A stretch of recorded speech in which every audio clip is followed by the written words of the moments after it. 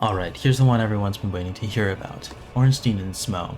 The boss almost everyone says is the best or second best of the game. And I agree, every aspect of this boss was carefully considered and balanced, making it one of the tightest and most engaging boss battles in FromSoftware's impressive legacy.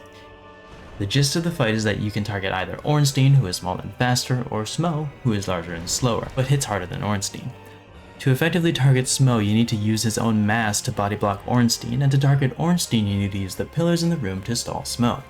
Whichever one is not downed in Phase 1 will grow in size and become supercharged in Phase 2, hitting harder and with greater range, and they'll get an attack from the one that got downed. What adds to the sense of accomplishment is that after beating this boss, players gain the ability to warp between bonfires, and the path they can take is no longer linear. They have 4 directions they can go, but they can choose what order to do them in. Which makes me sad to say, Ornstein and Smough wouldn't be as perfect in Nightreign. Don't get me wrong, the boss would still be amazing, but it would go from being nearly perfect to exceptionally good, 100% to 95%. The reason why I feel this way is because of the pillars.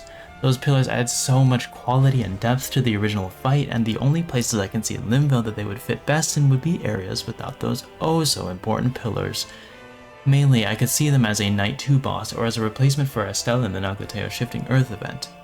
The lack of pillars would result in it being harder for players to focus on Ornstein since nothing would stop Smough.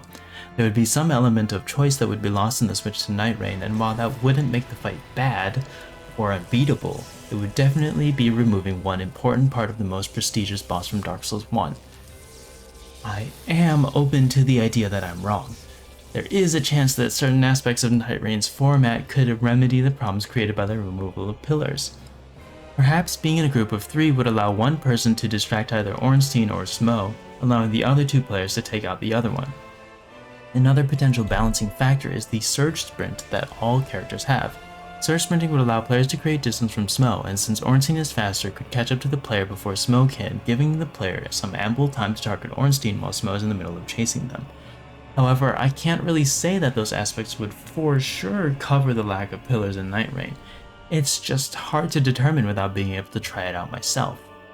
I'm going to award Ornstein and Smough with an A tier on the tier list for how well Dark Souls 1 bosses would work in Nightreign. It's the pillars, man. Those dang pillars.